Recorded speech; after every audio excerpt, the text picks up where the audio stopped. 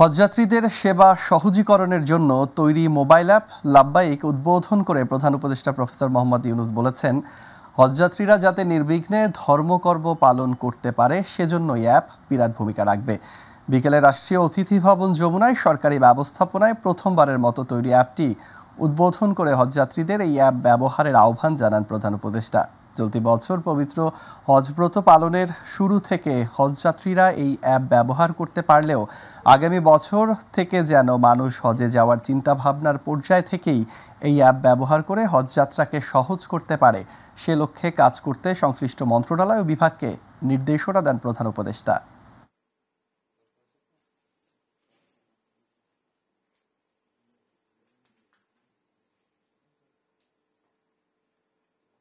মাননীয় উপদেষ্টা ধর্ম বিষয়ক মন্ত্রণালয়, ইলেকট্রনিক ও প্রিন্ট মিডিয়ার প্রতিনিধিবৃন্দ, সুপ্রিয় স্যার, আমি ডক্টর মোহাম্মদ মুশফিকুর রহমান, সচিব, প্রেস সচিব মহোদয়।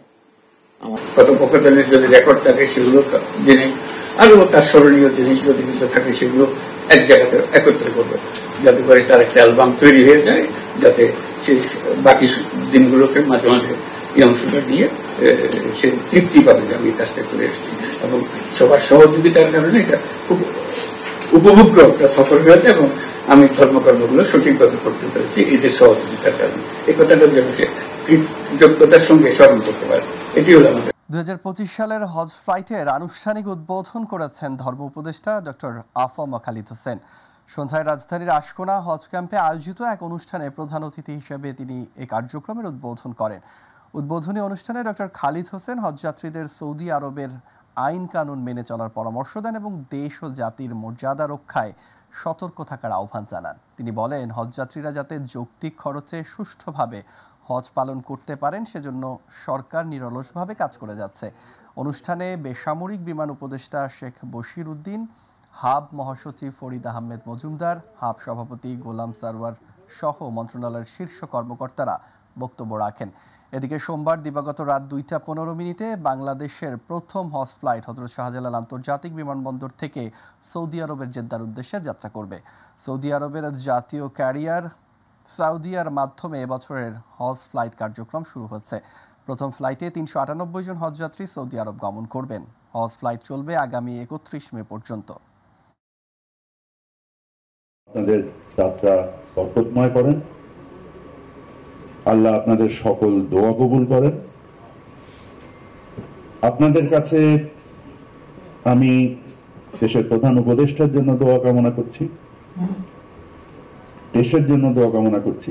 এই দেশ যেন একটা দুর্নীতিমুক্ত, শোষণহীন, বৈষম্যহীন, একটা ইনসাফের উপরে প্রতিষ্ঠিত একটা দেশ আমরা পাই, সেই দোয়া করবেন। আমরা অবশ্যই আমাদের ফিলিস্তিনের ভাইদের জন্য দোয়া করতে ভুলব না। আল্লাহ যেন আমাদের গাজার ভাই, ফিলিস্তিনের ভাই, বিশ্বের বিভিন্ন অঞ্চলে মুসলমানরা যেভাবে নির্যাতিত হচ্ছে তাদের বিষয়ে আমরা দোয়া করব। মাননীয় প্রধান উপদেষ্টা মহোদয়ের প্রতি কৃতজ্ঞতা জানাচ্ছি। তিনি সবসময় হজের ব্যাপারে আমার কাছে আপডেট জানতে চান, টাকা হলেও বলেন অথবা ট্যাক্স দিয়ে তিনি আমার কাছে জানতে চান কি প্রবলেম। শেষে একবার বলেছেন, the whole government is with you in this matter. আইন উপদেষ্টা ডক্টর আসিফ নজরুল বলেছেন, মামলায় অভিযোগের বস্তুনিষ্ঠতা না পেলে গ্রেফতার নয়। সারা দেশে হয়রানিমূলক ও ব্যবসা প্রতিষ্ঠান দখলের উদ্দেশ্যে মিথ্যা মামলা হচ্ছে, যা সঠিক নয়। সচিবালয় এক ব্রিফিংয়ে তিনি জানান, আইন মন্ত্রণালয় থেকে নির্দেশনা দেয়া আছে যেন কোনো নিরীহ মানুষ হয়রানির শিকার না হয়।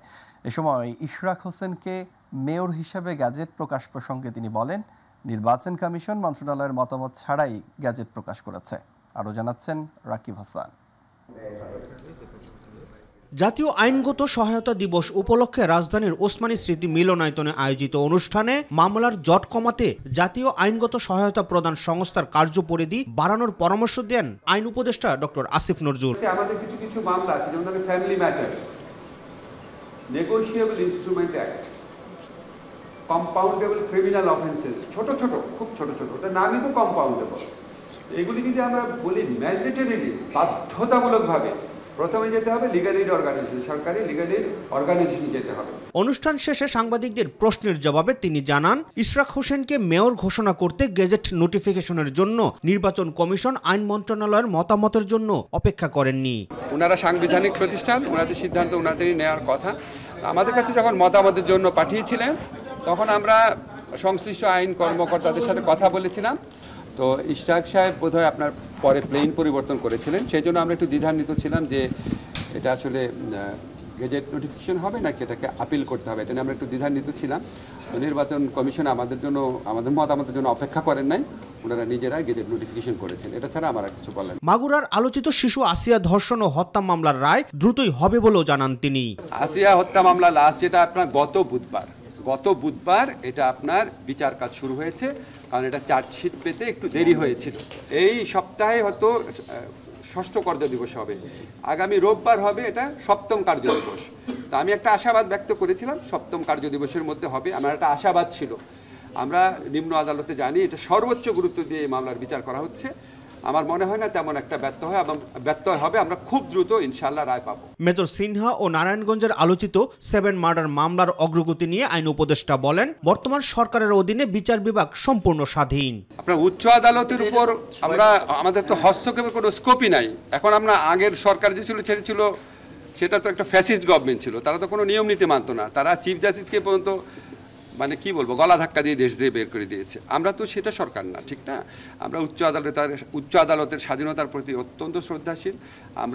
আমাদের কোনো এখতিয়ারই নাই উচ্চ আদালতের মানে কবে শুনানি করবে, কত দ্রুত শুনানি করবে সেটার ব্যাপারে কিছু বলার। সারা দেশেই হয়রানিমূলক মিথ্যা মামলা হচ্ছে, যা ঠিক নয় জানিয়ে ডক্টর আসিফ নজরুল বলেন, মামলা হলেই গ্রেফতার নয়। বাংলাদেশের আইনে কোথাও তো মামলা করার ক্ষেত্রে আপনার কোনো বাধা দেওয়া নাই, যে যার মতো মামলা করছে।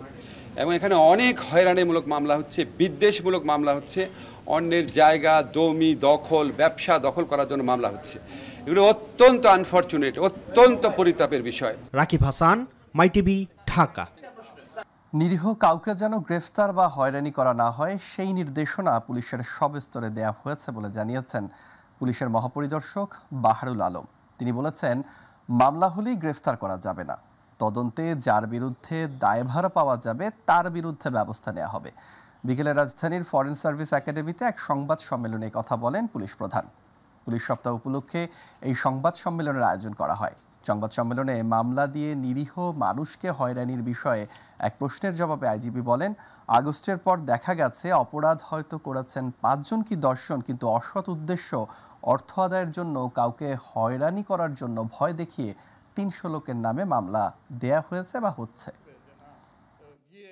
সেবা পাওয়া যায়, পুলিশ দুর্ব্যবহার করেন। শুরু থেকে স্বরাষ্ট্র মন্ত্রণালয় বলেছেন, আমি নিজে বলেছি, এবং পুলিশের সকল পর্যায়ের কর্মকর্তারা এই নির্দেশ পেয়েছেন যে নিরীহ লোককে যেন গ্রেপ্তার করা না হয়, নিরীহ লোককে যেন হয়রানি করা না হয়। তদন্তে শুধুমাত্র যার বিরুদ্ধে দায়ভাগ পাওয়া যাবে তার বেলাতেই আমরা ওয়ারেন্ট অফ অ্যারেস্ট চাইব, তাকেই আমরা শুধু গ্রেফতারের কার্যক্রম করব, তার বেলায় নিব। জুলাই অভ্যুত্থানে ঢাকার আশুলিয়ায় 6 লাশ পোড়ানোর মামলার তদন্তের শেষ পর্যায়ে এসে হত্যার ভিডিও ফুটেজ হাতে পেয়েছে তদন্ত সংস্থা। জড়িত 2 জনকে শনাক্ত করা গেছে জানানো হয়েছে, বাকিদের শনাক্তের কাজ চলছে। যাচাই বাছাই শেষে 25 মে তদন্ত প্রতিবেদন জমা দেয়া হবে বলে জানিয়েছেন প্রসিকিউটর মিজানুল ইসলাম। এদিকে যাত্রাবাড়ি ও রামপুরায় ছাদের কার্নিশে গুলি করে হত্যা মামলার প্রতিবেদন 20 জুলাই দাখিলের নির্দেশ দিয়েছেন ট্রাইব্যুনাল। এছাড়া জুলাই আগস্টে গণহত্যার অভিযোগে মানবতাবিরোধী অপরাধের 4 মামলায় চৌধুরী আবদুল্লাহ আল মামুন ও জিয়াউল হাসান সহ 12 পুলিশ সদস্য ও রবিউল নামে এক যুবলীগ নেতাকে আন্তর্জাতিক অপরাধ ট্রাইব্যুনালে হাজির করা হয়েছে। হত্যা করা হয়েছে, পোড়ানো হয়েছে, একজন জীবিত ছিলেন, তাকে পোড়ানো হয়েছে। এখন আমরা যেটা পেয়েছি সেটা হচ্ছে যে হত্যাকাণ্ড সংগঠনের একটা ভিডিও চিত্র আমরা পেয়েছি, এটা আমরা এখন যাচাই বাছাই করছি। মানবতা বিরোধী অপরাধের ক্ষেত্রে আমরা মূল বিবেচ্য বিষয় হচ্ছে কমান্ড স্ট্রাকচার। কমান্ড স্ট্রাকচারের বিরুদ্ধে বিষয় তদন্তটা আমরা মূলত করি, তার সাথে পারপেট্রেটর যারা আছে, যারা হত্যাকাণ্ড সংগঠন করে বা অন্যান্য অ্যাট্রোসিটির সাথে জড়িত থাকে, তাদের বিষয়টা আমরা তদন্ত করি। এখন তদন্ত একটা চলমান প্রক্রিয়া, এই তদন্তে নতুন তথ্য আসে, ফার্দার ইনভেস্টিগেশন পরেও হতে পারে।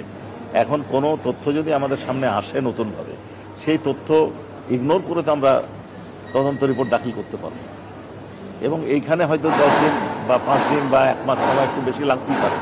পূর্ণাঙ্গ তদন্ত রিপোর্টের জন্য এবং ন্যায় বিচারের স্বার্থে এই সময়টা প্রয়োজন আমাদের।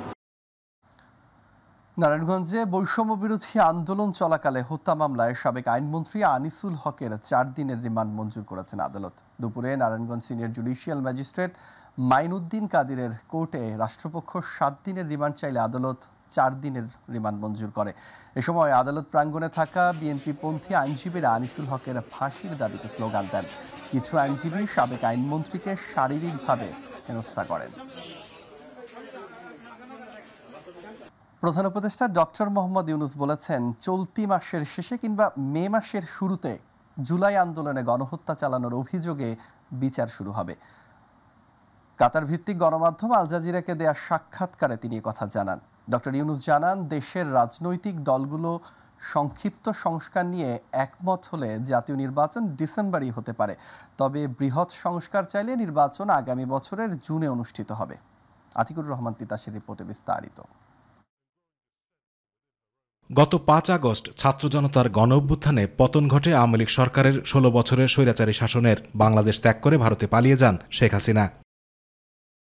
এমন পরিস্থিতিতে 8 আগস্ট শপথ গ্রহণের মাধ্যমে ডক্টর মোহাম্মদ ইউনূসকে প্রধান উপদেষ্টা করে অন্তর্বর্তী সরকার গঠন করা হয়। রাষ্ট্রপতি মোহাম্মদ শাহাবুদ্দিন 6 আগস্ট সংসদ বিলুপ্ত ঘোষণার পর অন্তর্বর্তীকালীন সরকার ত্রয়োদশ জাতীয় সংসদ নির্বাচন অনুষ্ঠিত না হওয়া পর্যন্ত দায়িত্ব পালন করবেন বলে ঘোষণা দেন। বাংলাদেশের ভবিষ্যৎ পরিবর্তন নাকি সংস্কার, এমন ইস্যুতে প্রধান উপদেষ্টা ডক্টর ইউনূসের সাক্ষাৎকার নেয় কাতার ভিত্তিক সংবাদ মাধ্যম আল জাজিরা। টক টু আল জাজিরায় ডক্টর মোহাম্মদ ইউনূসের সাক্ষাৎকারটি নেন আল জাজিরার সাংবাদিক নিয়েফ বার্কার। সেখানে শেখ হাসিনাকে নিয়ে প্রশ্ন করা হলে ডক্টর ইউনূস বলেন, ভারতে অবস্থানরত শেখ হাসিনা সামাজিক যোগাযোগ মাধ্যমে বক্তব্য প্রদান বন্ধ করতে পারবেন না বলে জানিয়েছেন দেশটির প্রধানমন্ত্রী নরেন্দ্র মোদী। শেখ হাসিনার বিচার ও তাকে ফেরাতে উদ্যোগ নেওয়া হয়েছে বলেও জানান doctor Yunus. We understand what their legal situation is, what our legal situation is, but we are waiting for the legal notice coming from the court that brings it to a higher level of notice. এ সময় আগামী ডিসেম্বরে অথবা জুনে নির্বাচন দেওয়ার নিশ্চয়তা নিয়ে জানতে চাওয়া হলে প্রধান উপদেষ্টা বলেন, দেশের রাজনৈতিক দলগুলো সংক্ষিপ্ত সংস্কার প্যাকেজ নিয়ে একমত হলে জাতীয় নির্বাচন ডিসেম্বরেই হতে পারে, তবে বৃহৎ সংস্কার প্যাকেজ চাইলে নির্বাচন আগামী বছরের জুনে অনুষ্ঠিত হবে। That will depend on how many of them we are agreeing, disagreeing, how much time it takes. So if the consensus is you have a larger number of items that we can agree on and we want to implement before the election, then we take a longer time. If they are not in a hurry to have the election and go a smaller version of the implementation, then we have the early election in December. If it takes a longer version, we go up to June. Beyond June, we don't go. মানুষকে চাকরির পেছনে না ছুটে উদ্যোক্তা হতে হবে উল্লেখ করে ডক্টর ইউনূস বলেন, সামাজিক ব্যবসার মাধ্যমে বাংলাদেশকে অর্থনৈতিকভাবে মুক্তি দিতে কাজ চলছে, আর বাংলাদেশের তরুণ জনশক্তি নতুনভাবে দেশকে তৈরি করতে পারে। Human beings are not about slavery. Human beings are about exploring. That is the kind of economy that we have to build. In brief, I finally conclude that we have to build a new civilization. Atiqur Rahman Titas, my TV. জাতীয় সংসদের মেয়াদ 4 বছর এবং একজন ব্যক্তি সর্বোচ্চ 2 বার প্রধানমন্ত্রী হতে পারবেন বলে মত দিয়েছে গণ অধিকার পরিষদ। জাতীয় সংসদের এলডি হলে জাতীয় ঐক্যমত্য কমিশনের সঙ্গে গণ অধিকার পরিষদের বৈঠকে এসব সিদ্ধান্তের কথা জানানো হয়। বৈঠকে গণ অধিকার পরিষদের সভাপতি নুরুল হক নূরের নেতৃত্বে 10 সদস্যের প্রতিনিধি দল অংশ নেয়। আফজাল হোসেনের রিপোর্টে বিস্তারিত।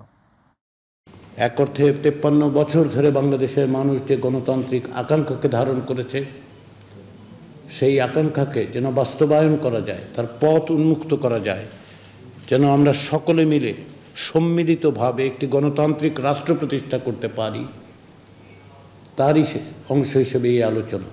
জাতীয় সংসদের এলডি হলে জাতীয় ঐক্যমত্য কমিশনের বৈঠক শুরুর আগে এভাবেই একটি গণতান্ত্রিক রাষ্ট্রের আকাঙ্ক্ষার কথা জানান অধ্যাপক আলী রিয়াজ। এরপর চলে কয়েক ঘন্টার বৈঠক। বৈঠক শেষে গণ অধিকার পরিষদের সভাপতি নুরুল হক নূর বলেন, সংসদের মেয়াদ 4 বছর করার পক্ষে মত দিয়েছে তার দল। একই ব্যক্তি দলীয় প্রধান, সরকার প্রধান এবং সংসদ নেতা হতে পারবে না, এই বিষয়ে আমরা একমত। পরপর বলেন কিংবা সব মিলিয়ে আমরা পরিষ্কারভাবে বলেছি যে তার জীবদ্দশায় 2 বারের বেশি কেউ প্রধানমন্ত্রী হতে পারবে না, এবং 2 বার প্রধানমন্ত্রী হওয়ার পরে আবার ওই ব্যক্তি রাষ্ট্রপতি হতে পারবে না, রাষ্ট্রপতি অযোগ্য হবেন, এটা আমরা বলেছি। কমিশনের দেয়া 166টি প্রস্তাবের মধ্যে 15টিতে দ্বিমত, 135টিতে একমত এবং বাকিগুলোতে আংশিকভাবে একমত হয়েছে গণ অধিকার পরিষদ। আপনাদেরকে অসংখ্য ধন্যবাদ। আফজাল হোসেন, মাই টিভি, ঢাকা। মিয়ানমারের বেসামরিক লোকজনের কাছে মানবিক করিডোর দেওয়ার ব্যাপারে রাজনৈতিক দলগুলোর সাথে আলোচনা করা উচিত ছিল বলে মন্তব্য করেছেন বাংলাদেশ জাতীয়তাবাদী দল বিএনপির মহাসচিব মির্জা ফখরুল ইসলাম আলমগীর। এটিকে অন্তর্বর্তীকালীন সরকারের একক সিদ্ধান্ত বলে দাবি করেছেন এই বিএনপি নেতা। বিকেলে ঠাকুরগাঁও সদর উপজেলার জগন্নাথপুর ইউনিয়নে শেখ বাজার এলাকায় গণসংযোগের সময় বক্তব্যে তিনি মন্তব্য করেন। নির্বাচন বিষয়ে মহাসচিব বলেন, আগামীতে বিএনপির নির্বাচিত হতে পারলে সবার আগে কর্মসংস্থানে গুরুত্ব দিবে। এ সময় তিনি আরও বলেন, এই সরকারের প্রধান দায়িত্ব হচ্ছে দেশে একটা নির্বাচন করবে যেখানে সকলে ভোট দিতে পারবে।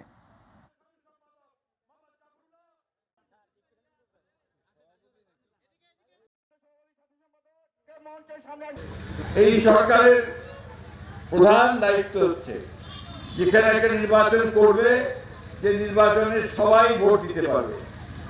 আমার ভোট আমি দেব, যাকে খুশি তাকে দেব। বিগত 15 বছর আমরা কেউ নির্বাচনের কেন্দ্রে যেতে পারিনি এবং তাদের অত্যাচারে, তাদের দাপটে আমরা রাত্রে ঘুমাতে পারি নাই। 53 বছরেও আমরা এখন পর্যন্ত কিন্তু একটা শান্তিপূর্ণভাবে ভোট দিয়ে যে সরকারটা পরিবর্তন করব সেই ব্যবস্থা করতে পারি নাই, তাই না? কোনো মহামানবকে ক্ষমতায় আনতে জুলাই আগস্টের গণ অভ্যুত্থান হয়নি বলে মন্তব্য করেছেন বিএনপির স্থায়ী কমিটির সদস্য আমির খসরু মাহমুদ চৌধুরী। রাজধানীর গুলশানে 3টি রাজনৈতিক দলের সাথে বিএনপির লিয়াজু কমিটির এক বৈঠকে তিনি আরও বলেন, একটি বিশেষ সুবিধাভোগী গোষ্ঠী নির্বাচনের সময় ক্ষেপণ করে গণতন্ত্রের বিরুদ্ধাচরণ করছে। বিস্তারিত মিফতা গালিবের রিপোর্টে। বিএনপির গুলশান কার্যালয়ে লিয়াজু কমিটির সঙ্গে আমজনতা পার্টি, বাংলাদেশ পিপলস পার্টি এবং ন্যাপ ভাসানী সহ 3টি রাজনৈতিক দলের সাথে মিটিং শেষে গণমাধ্যমের মুখোমুখি হন। জনগণের আকাঙ্ক্ষা আপনারা পূরণ করেন। দেশের মানুষ সবাই উদ্বিগ্ন হয়ে আছে সুষ্ঠু একটি নির্বাচনের আশায়। আমরা আশা করি যে ফেরেশতার বেশে এখানে এসেছেন ওইটা ধরে রাখবেন, ওটা ধরে রেখে সুন্দরভাবে কাজ সম্পন্ন করে দেশকে একটি গণতান্ত্রিক প্রক্রিয়ায় যে ট্রেন, ওই ট্রেনে আপনারা উঠাই দিবেন। এই সময় আমির খসরু মাহমুদ চৌধুরী বলেন, দেশের 50টি রাজনৈতিক দল ডিসেম্বরে নির্বাচন চাইলেও সুবিধাভোগী বিশেষ মহল গণতন্ত্রের বিরুদ্ধাচরণ করছে। 16 বছরের যুদ্ধটা ছিল গণতন্ত্রের জন্য, বাংলাদেশে গণতান্ত্রিক অর্ডার ফিরিয়ে আনার জন্য, জনগণের ভোটাধিকার ফিরিয়ে আনার জন্য, জনগণের মালিকানা ফিরিয়ে আনার জন্য। যেই সরকার জনগণের ভোটে নির্বাচিত হবে তারা জনগণের কাছে দায়বদ্ধ থাকবে। আমির খসরু মাহমুদ চৌধুরী আরও বলেন, কোনো মহামানব গণতন্ত্রের সমাধান দিবে তা জনগণ মেনে নেবে না। আর কোনো মহামানব কোনো দেশের গণতন্ত্রের সমাধান দেবে তার জন্য বাংলাদেশের জনগণকে অপেক্ষা করতে হবে, এটা বিশ্বাস করার কোনো কারণ নেই। মিফতা গালিব, মাই টিভি, ঢাকা। দেশ গঠনে ঐক্যবদ্ধ হওয়ার আহ্বান জানিয়ে জামায়াত ইসলামের আমির ডাক্তার শফিকুর রহমান বলেছেন, ঐক্যবদ্ধ থাকলে ব্যক্তিগতভাবে কেউ পরাজিত হলেও জাতিগতভাবে বিজয় আসবে। সকালে জাতীয় প্রেস ক্লাবে এক অনুষ্ঠানে আহ্বান জানান তিনি। এ সময় তিনি বলেন, দেশকে ভালোবাসে বলেই শত অত্যাচার, জুলুম, নির্যাতনের পরেও জামায়াত ইসলামের নেতাকর্মীরা দেশ ছেড়ে যাননি। বিস্তারিত শিমুল খানের রিপোর্টে। জাতীয় প্রেস ক্লাবে জামায়াতের সাবেক এমপি মাওলানা আব্দুল সুবহানের উপর রচিত বইয়ের মোড়ক উন্মোচন অনুষ্ঠানে যোগ দেন জামায়াতে আমির। এ সময় জামায়াত আমির বলেন, মাওলানা আব্দুল সুবহানের ব্যক্তিত্ব দলমত নির্বিশেষে সকলকে মুগ্ধ করত। বাংলাদেশ জামাত ইসলামের মধ্যে আমার জানা একমাত্র দায়িত্বশীল অভিভাবক, যিনি বিডি মেম্বার থেকে পার্লামেন্ট মেম্বার পর্যন্ত সর্বত্র তার বিচরণ ছিল। মাওলানা আব্দুল সুবহানরা কখনো হারিয়ে যান না, তারা বিবেকের আয়নায় জ্বলজ্বল করতে থাকে। আওয়ামী লীগ সরকারের জুলুমের শিকার হয়ে কন্ডন সেলে মৃত্যুর অপেক্ষায় থেকেও মাওলানা সুবহান কখনো ভয় পাননি বলে মন্তব্য করেন বিএনপি চেয়ারপারসনের উপদেষ্টা শিমুল বিশ্বাস। আওয়ামী লীগের লজ্জাজনক পরাজয় ও করুণ পরিণতি আমাদের জন্য এক শিক্ষণীয় দৃষ্টান্ত হয়ে থাকবে। যারা যাকে অপমান করতে চেয়েছিল, অসম্মানিত করতে চেয়েছিল, সে আজকে সম্মানিত। যারা ক্ষমতার অহংকারে, যারা আজকে মদমত্ত ছিল, তাদের কি করুণ পরিণতি আমরা দেখলাম। এটা সুস্পষ্টভাবে রাষ্ট্রীয় হত্যাকাণ্ড ছিল। তৎকালীন রাষ্ট্রের সাথে জড়িত যারা ছিল এদের সবাইকে বিচারের মুখোমুখি যদি করা না হয়, ফ্যাসিবাদ কিয়ামত পর্যন্ত বাংলাদেশ থেকে যাবে। জুলাই বিপ্লবের বিতাড়িত সরকার আব্দুল সুবহানকে অপমানিত করতেই মানবতা বিরোধী মামলায় আসামি করেছিল বলে মত দেন বক্তারা। শিমুল খান, মাই টিভি, ঢাকা। জুলাই গণঅভ্যুত্থানের ইতিহাস সংরক্ষণ, নিহতদের পরিবার ও আহতদের পুনর্বাসন এবং গণঅভ্যুত্থানে আদর্শকে রাষ্ট্রীয়ভাবে প্রতিষ্ঠিত করতে জুলাই গণঅভ্যুত্থান অধিদপ্তর গঠন করেছে সরকার। সোমবার অধিদপ্তর গঠন করে গ্যাজেট প্রকাশ করেছে সরকার। এতে বলা হয়, গত 12 ডিসেম্বর উপদেষ্টা পরিষদের সভার সিদ্ধান্তের পরিপ্রেক্ষিতে মুক্তিযুদ্ধ বিষয়ক মন্ত্রণালয়ের অধীন জুলাই গণঅভ্যুত্থান অধিদপ্তর প্রতিষ্ঠা করা হলো। গত 28 ডিসেম্বর জুলাই গণঅভ্যুত্থান অধিদপ্তর প্রতিষ্ঠার লক্ষ্যে মুক্তিযুদ্ধ বিষয়ক উপদেষ্টা ফারুকী আজমের সভাপতিত্বে আন্তঃমন্ত্রণালয় সভা হয়। ওই সভায় মুক্তিযুদ্ধ বিষয়ক মন্ত্রণালয়ের আওতায় এই অধিদপ্তর গঠনের নীতিমালার সিদ্ধান্ত হয়। এরপর উপদেষ্টা পরিষদ এ বিষয়ে অনুমোদন দেয়।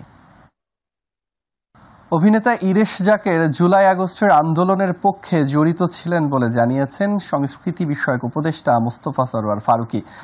ইশরাক জাকেরের বিরুদ্ধে মামলা অস্বস্তিকর বলেও মন্তব্য করেন তিনি। কান চলচ্চিত্র উৎসবের মূল প্রতিযোগিতায় প্রথমবারের মতো বাংলাদেশি কোনো স্বল্পদীর্ঘ চলচ্চিত্রের মনোনয়ন নিয়ে সচিবালয়ে আয়োজিত সংবাদ সম্মেলনে এসব কথা বলেন সংস্কৃতি উপদেষ্টা। টাঙ্গাইলে পাঠাগারে হামলা ও বই লুটপাটের বিষয়টি স্থানীয়ভাবে সমঝোতা হয়েছে বলেও জানান মোস্তফা সরওয়ার ফারুকী। মুজিব বায়োপিকে অভিনয়ের বিষয়ে তিশারা স্বাধীন সিদ্ধান্ত বলেও জানান সংস্কৃতি উপদেষ্টা। ইরেশ জাকেরকে আমি পার্সোনালি চিনি, আমি জানি জুলাইয়ের আন্দোলনে উনি জড়িত ছিলেন, ফলে এটা ডিপলি ট্রাবলিং অ্যান্ড ডিপলি ডিস্টার্বিং। কিন্তু আবার বলছি, এটা মামলা করেছে একজন লোক, এটা রাষ্ট্রের পক্ষের মামলা না, সরকারের দেয়া মামলাও না। যে কোনো এখন আপনি দেখেন মামলা করার, এখন আমরা স্বাধীনতা পেয়েছি, মামলা করার স্বাধীনতা আছে, সবাই সেই স্বাধীনতার কেউ কেউ অপব্যবহার করছে। আমি বিশ্বাস করি পুলিশ এটা সঠিক তদন্ত করবে এবং তদন্ত করে যেটা সত্য সেটার পক্ষে থাকবে এবং যেটা মিথ্যা সেটাকে বাতিল করে দেবে। দেশের অন্যতম শীর্ষস্থানীয় শিল্প গ্রুপ প্রাণ আরএফএল এর উদ্যোগে রাজশাহীতে দীর্ঘ 22 বছর ধরে বন্ধ থাকা Rajshahi textile mill Barendra Rajshahi textile limited হিসেবে পুনরায় যাত্রা শুরু করতে যাচ্ছে।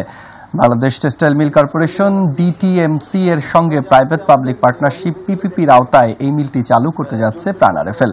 বর্তমানে পরীক্ষামূলকভাবে উৎপাদন কার্যক্রম শুরু হয়েছে। সোমবার দুপুরে রাজশাহী নগরীর একটি কনফারেন্স রুমে মিলটি চালু উপলক্ষে আয়োজিত মিট দ্য প্রেস অনুষ্ঠানে সব কথা জানানো হয়। অনুষ্ঠানে প্রাণ আরএফএল গ্রুপের বিপণন পরিচালক কামরুজ্জামান কামাল, প্রাণ আরএফএল গ্রুপের অঙ্গ প্রতিষ্ঠান মাল্টি লাইন ইন্ডাস্ট্রিজ লিমিটেডের নির্বাহী পরিচালক আনিসুর রহমান, প্রাণ আরএফএল গ্রুপের ডেপুটি জেনারেল ম্যানেজার জনসংযোগ তৌহিদুজ্জামান ও বরেন্দ্র রাজশাহী টেক্সটাইল লিমিটেড কারখানার assistant general manager Sharifuddin Ahmed সহ গ্রুপটির ঊর্ধ্বতন কর্মকর্তারা উপস্থিত ছিলেন।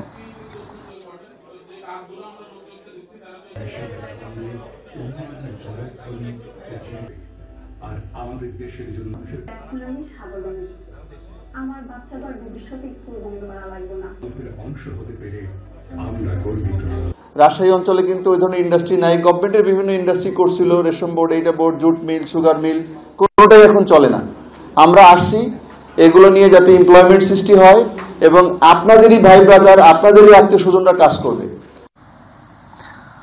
বাংলাদেশের জনপ্রিয় চিপস ব্র্যান্ড ডেটসের পক্ষ থেকে ডেটস বাইক হবে জোস ক্যাম্পেইনের বিজয়ীদের মাঝে পুরস্কার বিতরণ করা হয়েছে। সকালে ধানমন্ডির সুজুকির ফ্ল্যাগশিপ শোরুমে বিজয়ীদের পুরস্কার তুলে দেন প্রতিষ্ঠানটির সিইও মহসিন আহমেদ, সিএমও আসিফ রৌফ ও head of sales Hamid Khan. 2 মাস ব্যাপী আয়োজিত এই ক্যাম্পেইনে ডেটসের ফেসবুক পেজে প্রতি সপ্তাহে 4 জন সাপ্তাহিক বিজয়ী ঘোষণা করা হয়। তাদের সকলকেই প্রদান করা হয় আকর্ষণীয় পুরস্কার। পরবর্তীতে ক্যাম্পেইন শেষে 3 জন মেগা ক্যাম্পেইন বিজয়ীর নাম ঘোষণা করা হয়। 3 জন ক্যাম্পেইনের বিজয়ী হলেন আফসানা মিমি, ইশতিয়াক আলম ও মোহাম্মদ জাহিদুজ্জামান নোমান।